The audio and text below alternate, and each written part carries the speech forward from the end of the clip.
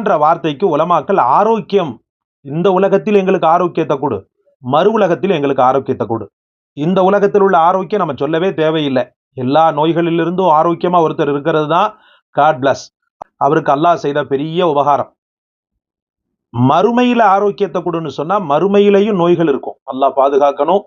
நரகம் எரியும் போது முகம் உதிர்ந்து முகத்தினுடைய தோள்களும் உடம்பினுடைய தோள்களும் முறிந்து போகக்கூடிய நோய், புழுக்கள் நெளியக்கூடிய நோய், கடந்து கதறி கதறி கதறி தொண்டையில் குரல் வராமல் போகக்கூடிய நோய், குரானை மறந்தவனுக்கு கண் பார்வையை எடுத்து அவனை குருடனாக ஆக்கக்கூடிய நோய், இப்படி பலதரப்பட்ட நோய்கள் மறுமையிலும் இருக்கின்றன.